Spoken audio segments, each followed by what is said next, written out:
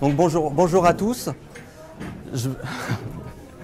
Donc aujourd'hui, lors de ce Café Science, je vais vous parler de la recherche de traces de vie extraterrestre possibles, et notamment sur Mars. Donc le plan, on va passer à la vidéo, le plan de la présentation.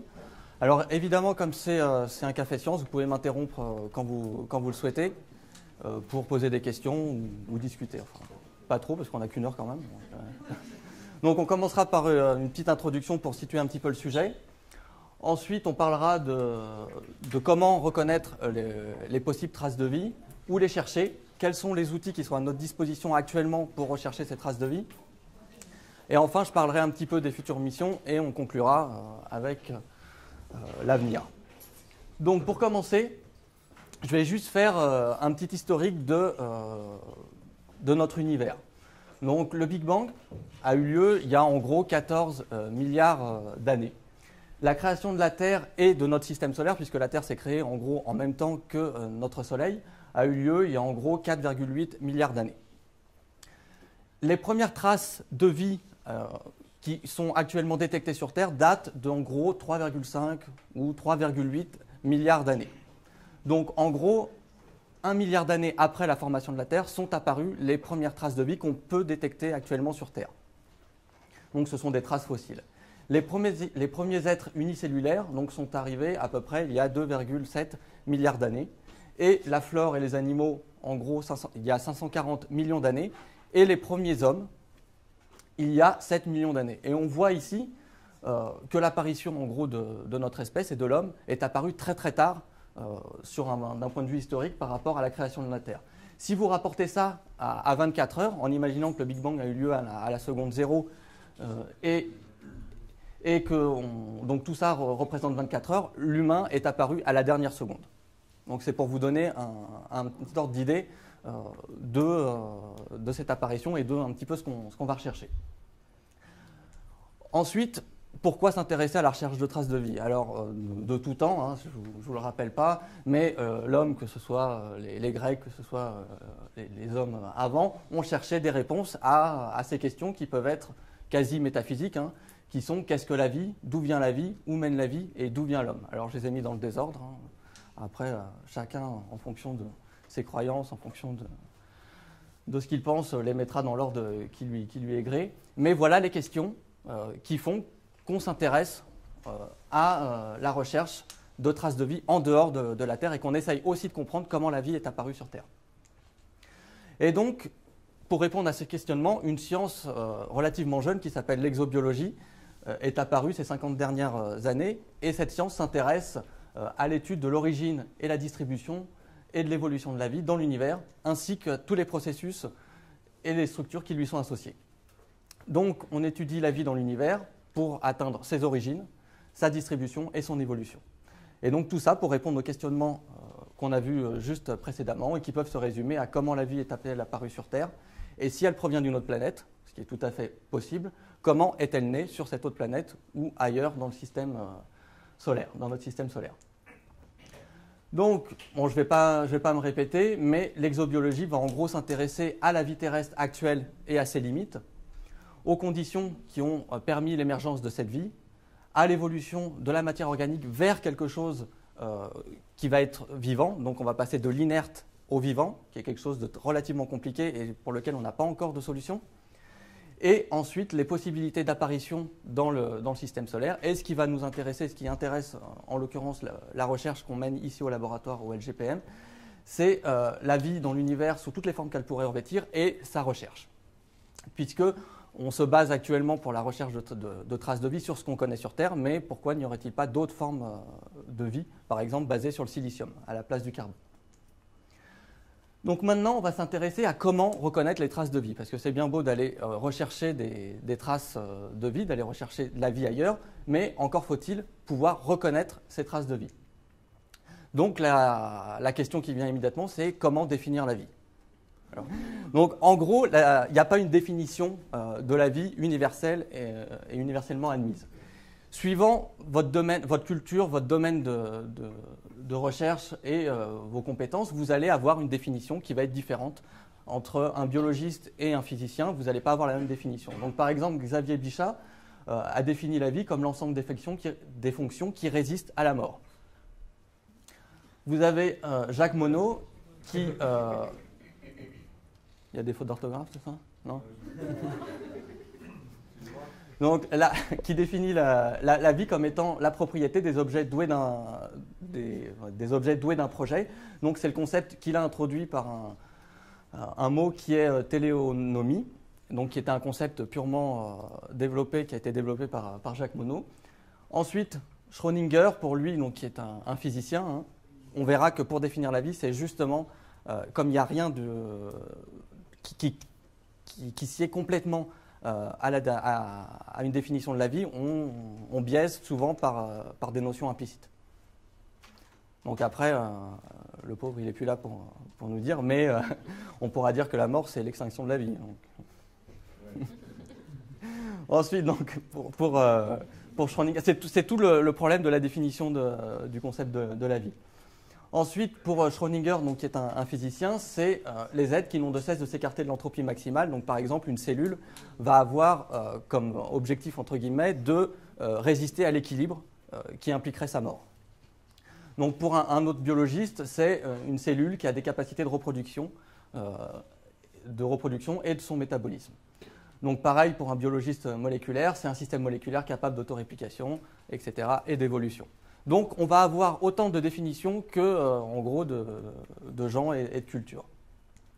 Donc, il faut, à un moment donné, pouvoir quand même définir la vie. Et donc, plein de personnes se sont lancées dans des définitions. Donc, des définitions qui peuvent être explicites, où on essaye vraiment de définir la vie, ou des réponses qui sont complètement implicites. Donc, je vais vous citer, je ne vais pas tous vous les lire, mais André Braque, qui est un exobiologiste qui travaille actuellement à l'université d'Orléans, qui définit la vie comme un système chimique, donc il est chimiste, hein, on voit immédiatement, capable de se reproduire par autocatalyse et de faire des erreurs qui augmentent progressivement l'efficacité de l'autocatalyse.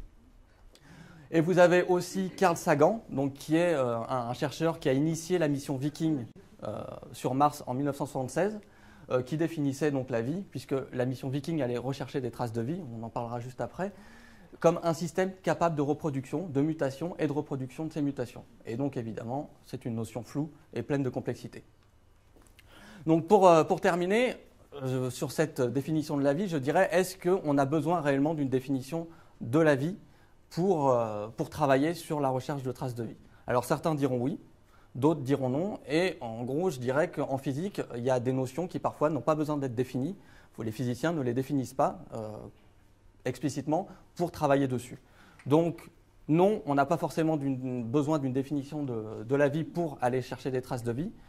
Par contre, quand on communique avec le public, quand on veut faire ce qu'on appelle en anglais de l'outreaching, on a besoin quand même d'avoir une définition de la vie. Donc il existe des définitions, comme je vous ai dit, qui étaient explicites.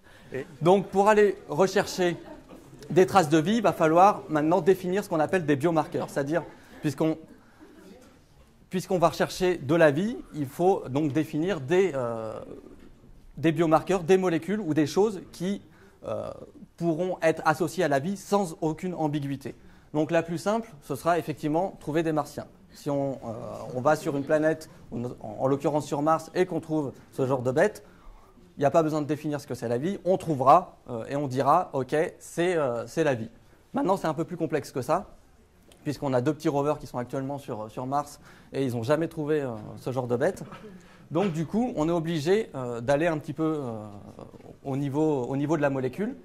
Et la molécule la plus simple pour définir un biomarqueur, c'est l'ADN. Donc on sait tous, hein, l'ADN, c'est la signature d'un être humain et c'est la preuve à 100% qu'il y a de la vie. Malheureusement, l'ADN n'est pas une molécule qui résiste à des conditions telles qu'on peut les trouver sur Mars ou d'autres planètes. Donc on est obligé d'aller encore plus profondément au niveau moléculaire et d'aller rechercher ce qu'on appelle des briques du vivant, c'est-à-dire des molécules qui sont constitutifs de l'ADN. En l'occurrence, les acides aminés, les bases puriques, les bases pyrimidiques et des sucres, notamment le désoxyribose. Donc il n'y a pas besoin d'être un grand chimiste pour comprendre tout ça. Ce sont l'ADN qui est constitué de ces petites molécules. Et si on trouve la présence de ce type de molécules sur Mars, eh bien, on aura possiblement une vie qui aura peut-être pu se développer. Je dis bien possiblement parce que ça peut tout à fait provenir de synthèse complètement abiotique, donc hors de processus du vivant. Donc il faut bien faire attention. On a ensuite ce qu'on appelle les kérogènes et les opanoïdes, qui sont des molécules très très résistantes et qui peuvent être issues de la dégradation d'un système vivant. Et du coup, trouver des kérogènes ou des opanoïdes sur d'autres planètes que la Terre pourrait être un autre indice supplémentaire d'une vie passée ou présente. Donc tout ça est lié au processus de dégradation, évidemment, des systèmes du vivant. Et enfin, une notion très importante pour la recherche de traces de vie, c'est la chiralité. Alors je ne suis pas sûr que tout le monde sache ce que c'est. La chiralité, c'est vous prenez vos deux mains, on peut jouer, elles sont images, voilà, il y en a deux qui suivent, elles sont images l'une de l'autre dans un miroir. C'est-à-dire que si vous prenez votre main droite et que vous la mettez dans un miroir, vous obtenez votre main gauche. Et la propriété des objets qui sont chirales, c'est d'être non superposables à leur image dans un miroir. C'est-à-dire que si vous essayez de superposer vos deux mains, vous n'y arrivez pas. D'accord ? C'est comme si vous essayez de mettre un gant droit sur une main gauche, c'est pas très confortable. Eh bien, la chiralité, c'est ça. Ces objets qui sont chiraux, on peut les retrouver au niveau moléculaire. On les retrouve aussi au niveau des escargots. Pour l'anecdote, les escargots sont des animaux qui sont chiraux. Là, j'ai pris un exemple d'escargot de Bourgogne. Si vous allez à la recherche d'escargots de Bourgogne, vous retrouvez essentiellement que des escargots qu'on dit droits, c'est-à-dire que ça tourne dans le sens droit ici. Il y en a 1 sur 20 000 qui tourne du côté gauche. Problème génétique, j'imagine. Mais les escargots sont chiraux. Et vous retrouvez donc ce phénomène sur les molécules, et le vivant, en particulier donc l'ADN, n'utilise qu'un seul type, ce qu'on appelle énantiomère, c'est-à-dire soit la main droite, soit la main gauche, pour faire simple. Et donc le vivant, et en l'occurrence l'ADN, n'utilise que les acides aminés qu'on appelle L, donc les acides aminés gauche, et les sucres D, uniquement. Alors on peut essayer de comprendre pourquoi. Si on imagine que l'ADN, on l'imagine comme étant un escalier, essayez de construire un escalier avec un côté qui tourne à droite et l'autre côté qui tourne à gauche, votre escalier il risque de se casser la figure. Eh bien pour l'ADN, c'est la même chose. Si l'ADN était construite avec un coup un acide aminé L, un coup un acide aminé D, eh bien quand vous regardez votre structure, l'ADN ne serait pas stable. Donc le vivant n'utilise qu'une seule forme, qu'un seul énantiomère, soit le L, soit le D. Et donc, si on trouvait sur Mars un excès énantiomérique fort, qu'on peut appeler aussi homochiralité, eh bien ça pourrait être une autre preuve de la présence d'une vie passée ou présente. Et donc ça, c'est vraiment un concept qui est relativement fort pour la recherche de traces de vie, et c'est d'ailleurs là-dessus que travaille notamment Caroline Fraissinet, une thésarde au LGPM, au fond là-bas. Et c'est son sujet de recherche, notamment mettre au point des systèmes qui permettent de séparer les molécules qui sont chirales au niveau spatial. Donc maintenant qu'on a un petit peu défini quels étaient les biomarqueurs qu'on pouvait utiliser pour trouver des traces de vie en dehors de la Terre, on va chercher où et comment chercher ces traces de vie. Donc il y a plusieurs voies de recherche. Il y a notamment la détection directe, à savoir on écoute les extraterrestres. La deuxième, c'est l'étude de la vie sur Terre et de ses origines, à savoir essayer de comprendre comment est apparue la vie déjà sur Terre, pour essayer après d'aller un petit peu plus loin. Et ensuite d'aller directement rechercher les traces de vie sur des environnements autres que la Terre, donc des mesures in situ, alors soit à distance, soit effectivement en allant se poser directement sur la planète. Donc commençons par la détection directe de traces de vie extraterrestre. Alors c'est pas des bêtises. Il y a vraiment des observatoires, et notamment celui d'Arecibo à Porto Rico, qui s'intéressent à écouter les extraterrestres. Alors vous avez des immenses télescopes ici qui s'occupent 24 heures sur 24 de récupérer les signaux provenant de l'espace. Et vous pouvez aller sur le site donc, de l'université de Berkeley si vous voulez participer à la recherche de traces de vie extraterrestre, allez écouter les signaux voilà, sur le web. Pour l'instant, ils ont jamais rien eu. Il y a des films qui ont été tournés, je ne me souviens plus le nom du film, mais qui relatent un petit peu ces différentes histoires. Donc voilà, voilà pour la détection directe de traces de vie extraterrestres. Ensuite, si on s'intéresse sur Terre à essayer de comprendre le processus qui a amené la vie sur Terre, une chose dont on est sûr, c'est que les premiers êtres qu'on a détectés sur Terre étaient des bactéries. Le problème, c'est avant. La tectonique des plaques et la géologie de la Terre fait que énormément de traces ont été effacées, c'est-à-dire qu'on a perdu en gros l'historique de la Terre sur le premier milliard d'années. Ce qui fait que avant, eh bien, on ne sait pas ce qui s'est passé. Donc soit on a eu une évolution de molécules inertes vers quelque chose de vivant, donc en commençant par des acides aminés, puisque les acides aminés, on sait maintenant à peu près comment ils sont synthétisés, on en parlera un petit peu après. Donc à partir des acides aminés, former des peptides, et ce qu'on ne sait pas et ce qui fait actuellement recherche, c'est le passage donc, de ces peptides jusqu'à une molécule d'ADN ou d'ARN. Et ensuite, de l'ADN, aller jusqu'à les êtres vivants tels qu'on les connaît. Donc ça, c'est une hypothèse. Et ensuite, vous avez la possibilité d'une contamination bactérienne qui viendrait d'une autre planète que la Terre, et en l'occurrence, possiblement de Mars. Donc ça, ce sont deux hypothèses qui sont... Enfin bon, la deuxième n'est pas complètement farfelue, et c'est d'ailleurs pour ça que des missions martiennes sont lancées actuellement, et ont été lancées sur cette planète. Donc ensuite, on étudie aussi en laboratoire les processus qui ont pu amener à l'émergence du vivant sur la Terre. Donc pour les conditions qui sont requises telles qu'on les connaît pour la vie sur Terre, ce sont de l'eau et des roches, pour simplifier. Les environnements qui sont cibles sont évidemment la Terre, puisqu'on sait qu'il y a eu de la vie. C'est Mars, puisque si vous vous intéressez un petit peu à l'exploration martienne, vous savez qu'il y a de l'eau, vous savez qu'il y a des phylosilicates, enfin bon, qu'il y a possiblement peut-être des traces au moins d'organique sur Mars. Titan, qui est le plus gros satellite de Saturne, Encelade, qui est un autre satellite de Saturne, et Europe aussi, qui est un satellite de Jupiter. Et tous ces deux derniers satellites possèdent sur leur surface certainement de l'eau. Et Titan, lui, possède des lacs d'hydrocarbures, et notamment de méthane, qui pourraient avoir un cycle tel que le cycle de l'eau sur Terre. Donc on va prendre un exemple, celui de Titan. Donc Titan a de nombreuses analogies avec la Terre primitive. Donc la Terre primitive n'était pas la Terre qu'on connaît actuellement, hein. Elle s'est au fur et à mesure enrichie en oxygène. Et sur Titan, nous avons une atmosphère qui est relativement dense, faite majoritairement d'azote et donc pas d'oxygène. Des aérosols qui sont très riches en matière carbonée, on verra après pourquoi et comment. Un effet de serre avec des gaz qui se condensent dans l'atmosphère, une structure thermique de l'atmosphère avec une troposphère et une stratosphère, et enfin une chimie organique complexe et active qui fait actuellement l'objet de recherches. Et c'est donc ces recherches dont je vais vous parler là sur deux diapos, donc à savoir la modélisation de l'atmosphère de Titan. Donc cette modélisation, elle se fait soit à l'université de Paris 12 au LISA, avec lequel nous travaillons, soit au LATMOS, pour certains connaissent, puisque c'est là où ils vont manger à midi à derrière le buisson. Et donc le réacteur du LATMOS, c'est celui-là, et celui-ci, c'est celui du LISA. Donc pour une photo, c'était plus intéressant de prendre le réacteur qu'on a à Paris 12, puisqu'il est complètement ouvert.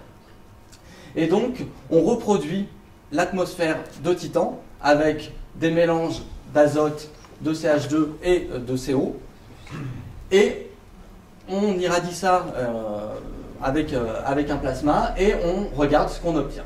Et qu'est-ce qu'on obtient? On obtient en général des espèces de petits aérosols très marrons, composés de très fines particules. Et on obtient aussi des gaz qui sont ensuite analysés. Et donc là, vous pouvez voir les expériences qu'on fait au laboratoire. Donc on a un piège froid qui permet de piéger les gaz qui sont très volatiles. Et ensuite, on les réchauffe pour pouvoir les analyser grâce à de la chromatographie en phase gazeuse, dont je vous parlerai juste après. Et on s'aperçoit qu'on crée, dans ce gaz, on obtient des composés dérivés du cyanure, qui sont des composés qui participent à la chimie de Titan, et qui sont des composés qui peuvent amener à la formation de molécules plus grosses telles que des acides aminés. Et vous voyez qu'on polymérise aussi ce gaz, donc sous forme marron, et pour l'instant on ne sait pas encore trop ce que c'est en cours d'analyse. Donc voilà ce qu'on obtient comme aérosol. Ce sont comme je vous disais, quasiment des nanoparticules. qui composent cet aérosol de type marron. Donc là, on a une photo au MEB, hein, donc avec des particules qui peuvent être inférieures à 1,60 micromètres. Et quand on analyse ces tholins, donc par des techniques notamment de chromatographie, on s'aperçoit qu'il y a la présence de polymères de HN et qu'il y a énormément de molécules à l'intérieur différentes, plus d'une centaine. Quand on prend ces tholins, donc ces aérosols, et qu'on les hydrolyse, donc on les met en milieu acide ou en milieu ammoniacal, on s'aperçoit qu'on récupère des acides aminés qui, comme je vous l'ai dit plus avant, sont des briques du vivant. Ça veut dire que sur Titan, si en laboratoire on ne se trompe pas sur la composition de l'atmosphère, il y a certainement des acides aminés qui se forment dans les lacs d'hydrocarbures. Donc voilà pour les analyses des tholins issus de la modélisation de l'atmosphère de Titan. Donc ensuite, on a tout ce qui concerne la recherche de traces de vie in situ, à savoir sur d'autres environnements. Donc brièvement, sans trop en parler, hein, pour Titan, on a la mission Cassini-Huygens qui a survolé donc Saturne et Titan, et donc qui a permis d'avoir des informations sur la composition de cette atmosphère, et c'est sur ces informations-là qu'on base nos modélisations en laboratoire. On a une mission qui s'appelle Rosetta et qui arrivera dans les années à venir sur une comète. Donc les comètes qui sont aussi intéressantes puisqu'elles sont des objets, des planétésimaux qui sont quasiment qui se sont formés et qui n'ont pas beaucoup bougé par rapport à la formation de notre système solaire. Et enfin, on a Mars et la recherche de traces de vie qui a une longue histoire, qui a en particulier commencé avec la mission Viking en 75-76 avec deux rovers. Avec Mars Express, les rovers mères qui sont les petits robots qui circulent actuellement sur Mars, qui sont Spirit et Opportunity. Et les futures missions, Mars Science Laboratory qui devrait partir en 2011, sur lequel nous travaillons, et ExoMars, une mission conjointe avec l'ESA et la NASA, qui partira en 2016 et en 2018. Donc je vais vous faire juste très rapidement un historique de la mission Viking qui était à l'origine partie pour aller chercher des traces de vie, extraterrestres en l'occurrence, sur Mars.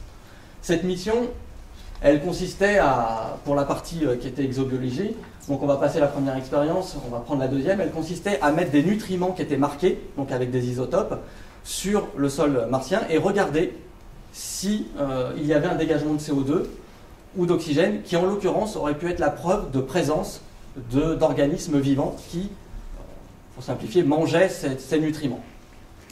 Et après 2h30, on s'est aperçu qu'il y avait effectivement un dégagement d'oxygène et un dégagement de CO2 marqué.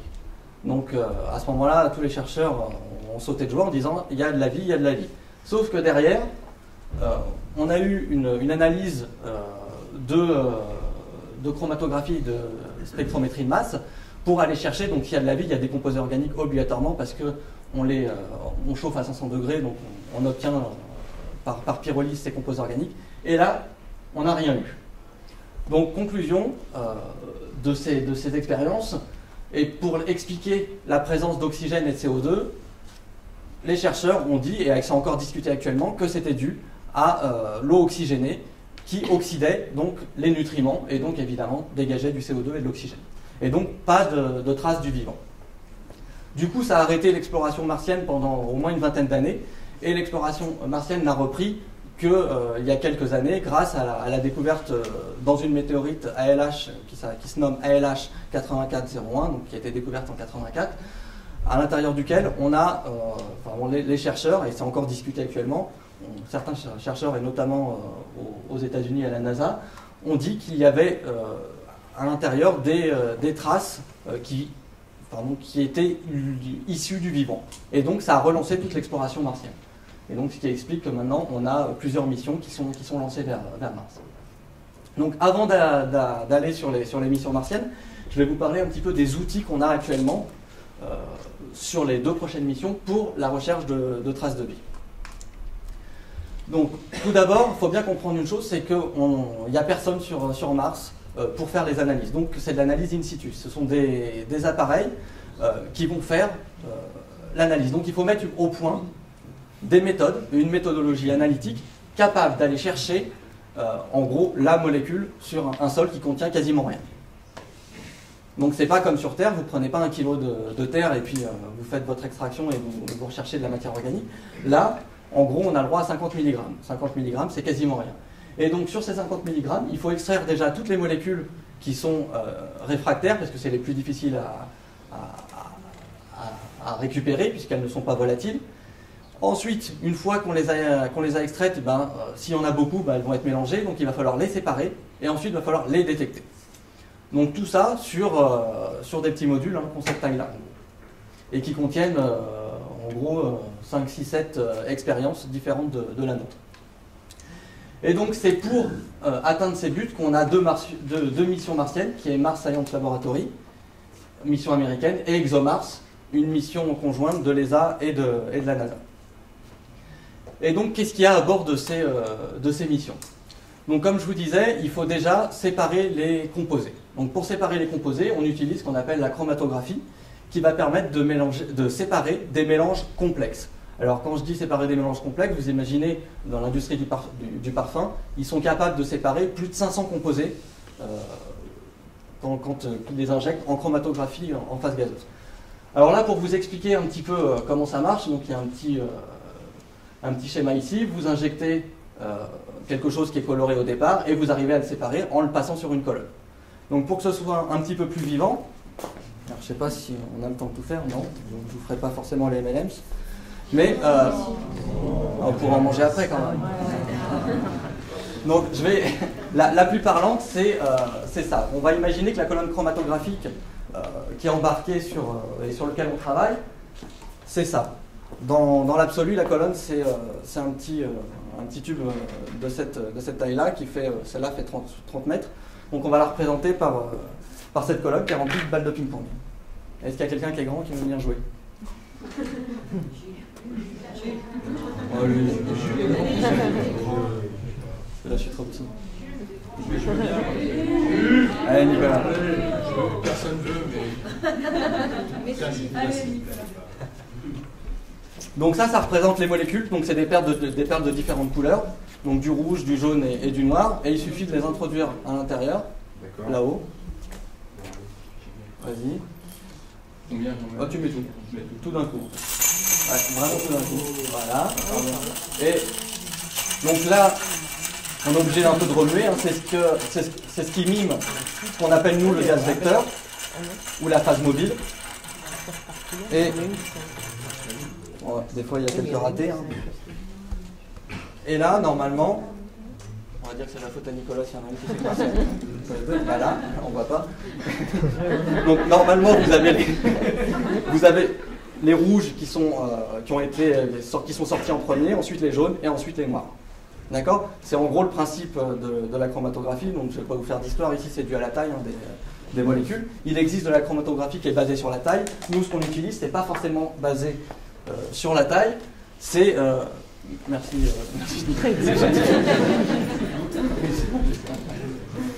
C'est basé sur des affinités chimiques. Alors ces affinités, on les retrouve sur les colorants par exemple et sur les colorants des M&M's. Donc en gros, hein, vous prenez un M&M's vert, un jaune, hop.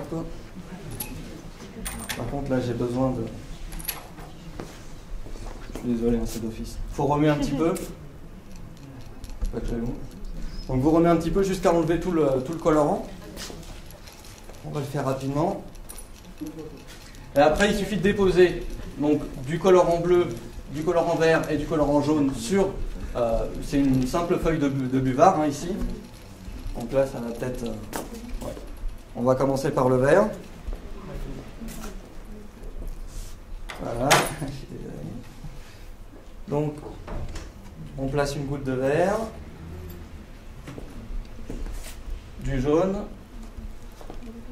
Bon, j'ai prévu si ça marche pas, il y a le résultat.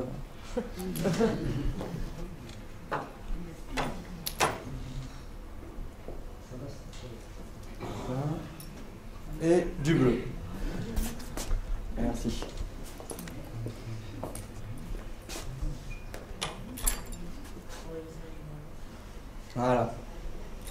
dépose. Vous voyez, hein, j'ai un peu représenté ce que j'ai fait au tableau. Après, on les met dans un solvant qui est de l'eau, tout simplement. C'est ce qu'on appelle la phase mobile. C'est pour ça que j'ai ici remué pour que ça descende un petit peu. Ici, il faut mettre de l'eau pour que les tâches montent. Et normalement, c'est là où c'est un petit peu long. On va le laisser, ça monte rapidement. Et normalement, vous allez voir, donc il n'y a pas de mystère, hein, le vert il est constitué de jaune et de bleu. Donc on devrait voir apparaître au niveau de la tache verte ici, du jaune et du bleu qui ne montent pas à la même vitesse, puisque ces deux colorants n'ont pas la même affinité vis-à-vis de la phase stationnaire, qui est en l'occurrence ici du papier buvard. Et donc là, voilà. On va s'arrêter ici, mais vous voyez que vous avez le jaune qui est resté en bas, puisqu'il migre vraiment pas facilement. Le bleu a migré, et vous voyez que le colorant bleu du vert a migré lui aussi. Donc en gros, on a quelque chose comme ça. Je les ai fait ce matin. Voilà. Si vous voulez, c'est que des colorants, ça tâche pas. Si ça tâche. Donc voilà la chromatographie, ce que c'est. Donc là, vous avez quelque chose qui est lié à l'encombrement stérique, donc à la grosseur des molécules. Et ici, vous avez quelque chose qui est lié à l'affinité. Et donc voilà ce qu'on arrive à obtenir. Ça, c'est un exemple sur des analogues de l'atmosphère de Titan. Voilà le nombre de composés qu'on a. Donc la difficulté après, c'est de les identifier. Et donc, comme je vous disais, hein, les colonnes capillaires, donc celle que je vous ai montrée ici, elle fait 30 mètres. Et elles ont un diamètre interne ici qui peut aller de 0,1 à 0,6 mm, donc c'est vraiment pas grand chose.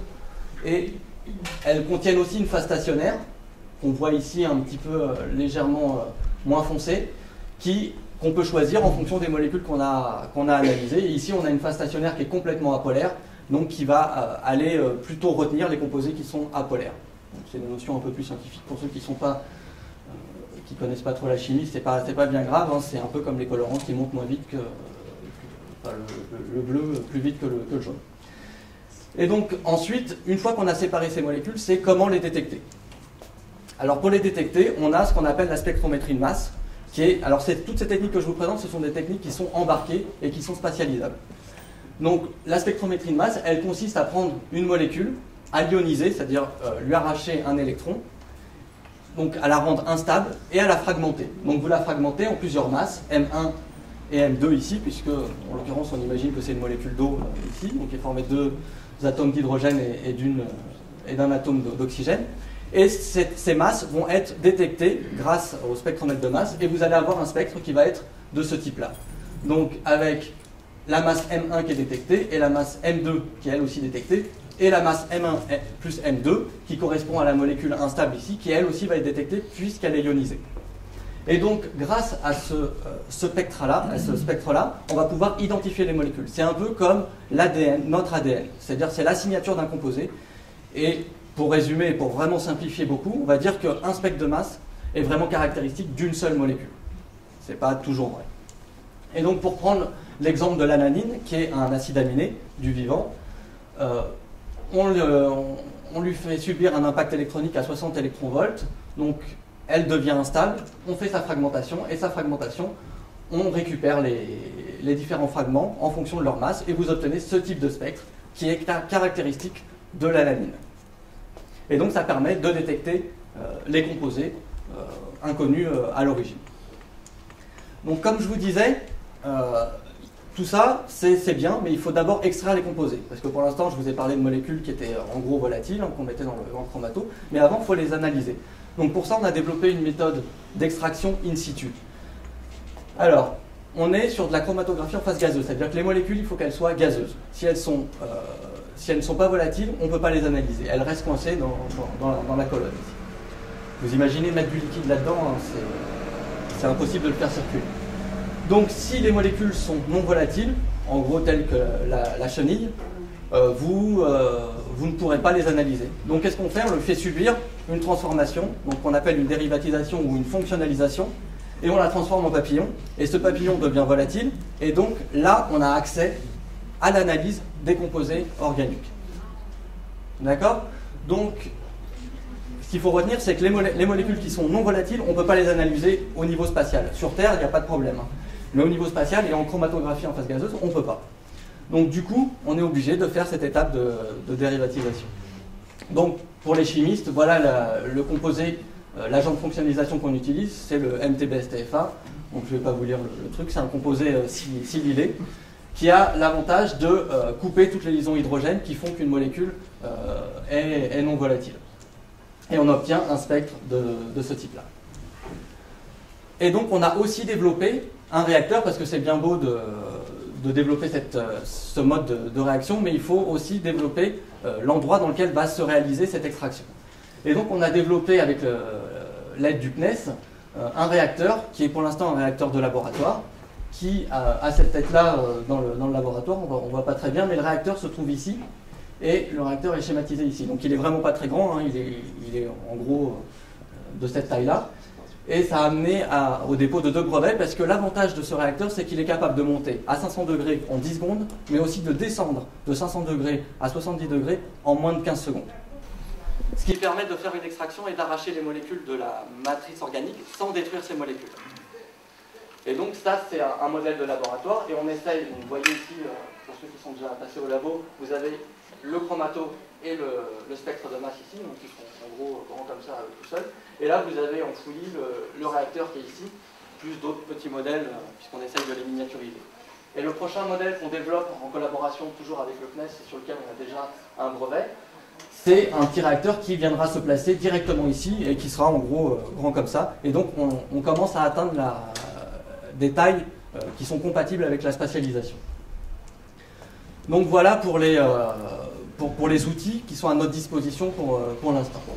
Ensuite, pour les 2 futures missions martiennes dont je vous ai parlé, on a d'abord Mars Science Laboratory, je me suis trompé sur la date, à partir en 2011, parce qu'initialement elle était prévue pour 2009. Donc le but qui nous intéresse, nous, c'est de déterminer si la vie a pu être présente sur Mars. Et donc pour ça, on listera la nature des composés organiques carbonés, les composés chimiques qui sont impliqués dans la construction de la vie, donc carbone, oxygène, hydrogène, etc. Et rechercher aussi des traces d'activité biologique. Donc si on pouvait trouver une bactérie, ce serait phénoménal, mais on n'y croit pas trop, vu l'atmosphère très oxydante martienne. Donc on a sur Mars, on aura sur le modèle de vol un quadrupôle, donc un spectromètre de masse dont je vous ai parlé avant, et un chromato. Donc je vous ai amené ici en gros le modèle de vol, la maquette du modèle de vol. Donc ça, c'est toute la mission MSL. Donc elle est grande comme ça. Et là-dessus, vous avez plusieurs instruments. Et notre instrument, donc le chromato, il se trouve ici. Et vous avez le détecteur qui se trouve, je ne dis pas de bêtises, ici, là, en rose. Donc, vous voyez, hein, par rapport à ce qui était en laboratoire, c'est complètement miniaturisé avec en gros des performances qui sont équivalentes à ce qu'on a en labo. Alors c'est pas forcément le modèle de vol de MSL, mais ce sera celui d'ExoMars. Mais voilà en gros à quoi ressemble un modèle, je vais essayer de pas le casser parce qu'on s'en sert. Mais vous avez ici la colonne chromatographique que je vous ai montrée, c'est exactement la même mais enroulée, elle est ici. Vous avez ici le gaz vecteur qui est de l'hélium qui permet donc d'alimenter la colonne et de faire migrer les espèces qui seront détectés. Et ici, vous avez le four donc, qui a été aussi développé pour le spatial. Vous voyez le tout petit four ici. Donc c'est juste pour vous montrer en gros la taille de ce qu'on va récupérer. 50 mg, ça doit rentrer là-dedans. Donc ce four qui se soulève. Donc tout ça, ce sera automatisé sur ExoMars. Et donc, ici, vous avez le bouchon qui est un bouchon en zirconium qui permet de faire l'étanchéité et qui, grâce à ce gaz vecteur, va pouvoir transporter les molécules qui auront été extraites et traitées dans cet échantillon. Donc voilà là en gros la taille. Et là encore, c'est beaucoup plus grand que ce que ça sera, hein, parce qu'on l'a un peu éclaté. C'est le modèle dont on se sert pour faire notamment les couplages avec la partie détection, donc la partie spectromètre de masse qui se trouve aux États-Unis actuellement. Donc voilà le module hein, que je viens de vous montrer en taille réelle. Et les colonnes sont ici. Donc les colonnes, hein, c'est ce qui est en bleu ici. Donc il y a 6 colonnes parce que une colonne, comme je vous ai dit, a une affinité pour certains composés. Donc on est obligé d'en mettre plusieurs. Et notamment, il y a une colonne pour la détection de la chiralité, dont je vous ai parlé avant, qui permettra de séparer des molécules qui sont chirales et de possiblement pouvoir détecter la présence d'homochiralité. Donc voilà, et pour la partie dérivatisation, il s'agira d'une capsule qui sera percée et qui, parce qu'on a besoin d'un réactif liquide et qui permettra de percer en même temps ce réactif liquide et de faire l'extraction et la dérivatisation. Maintenant, ExoMars, en gros les mêmes objectifs que la mission américaine MSL, sauf qu'elle elle embarquera des composés, enfin des colonnes et un modèle de vol qui sera un peu plus récent, donc il y aura l'historique de la mission MSL. Et donc sur cet instrument, donc Pasteur, qui sera le petit robot européen, on aura l'expérience MOMA, qui est Mars Organic Molecule Analyzer, qui est ce que je vous ai montré ici, qui aura pour objectif de détecter donc les traces de vie dont je vous ai parlé depuis le début. Et donc les composés cibles, vous voyez, il y en a un tas. Je vous ai parlé des acides aminés, je vous ai parlé des kérogènes, etc. Mais il y en a plein d'autres qui sont des composés qui sont un peu plus volatiles et donc qui, eux, posent moins de problèmes et qui ne nécessitent pas forcément un traitement par fonctionnalisation ou dérivatisation. Un chauffage doux suffit pour pouvoir les détecter en chromatographie. Donc ça, on va passer dessus, sauf que ici, vous voyez en fin de chaîne de détection un spectromètre de masse qui, lui, est développé aux États-Unis, donc par la NASA, et qui permettra la détection des composés organiques. Alors, on a quand même un backup au cas où ce détecteur ne fonctionne pas ou a des problèmes. Sur ce modèle de vol, on a un détecteur qui est en gros universel, qui va détecter toutes les molécules sans nous en donner le signalement et la signature. C'est-à-dire qu'on saura qu'il y a une molécule, on ne saura pas forcément de quel type de molécule il s'agira. Ça évite d'être aveugle en cas de dysfonctionnement de l'appareil américain. En gros, la partie française a son propre instrument qui est capable de détecter à elle seule des traces de vie. Donc voilà, vous retrouvez ici le modèle de vol qui est ici. Et là, c'est en opération aux États-Unis avec le couplage. Et vous voyez l'appareil américain qui est en éco-prototype 2. Il prévoit 5 prototypes et là, il est grand comme ça. Tout ça pour vous dire que ça risque de diminuer. Et donc, en conclusion, c'était juste pour revenir sur Mars et pour dire que c'était en gros, comme Mars n'avait pas eu la même évolution géologique que la Terre, Mars est beaucoup moins grosse, donc on n'a pas la même tectonique des plaques que sur Terre. Donc s'il reste des traces de vie sur Mars, on est capable de les détecter parce qu'il n'y a pas eu une tectonique telle que sur la Terre. Et donc l'objectif, ce sera évidemment de détecter de la matière organique, de détecter aussi des sources de méthane, puisque qui dit méthane dit possible source de vie, puisque des bactéries peuvent relarguer du méthane aussi. Et essayer de répondre à la question qui est Mars est-elle le berceau de la vie terrestre, et essayer aussi de comprendre le passage de l'inerte au vivant qui est complètement effacé sur Terre. Enfin, je terminerai en disant que même si on ne trouve rien sur Mars, même s'il n'y a aucune trace de vivant sur Mars, ça sera quand même une information importante et capitale pour la compréhension d'où vient la vie, puisque ça signifiera du moins que la vie sur Terre ne vient pas de Mars, et donc qu'elle serait issue directement de la Terre, et de la Terre primitive. Voilà, donc merci de votre attention pour les questions.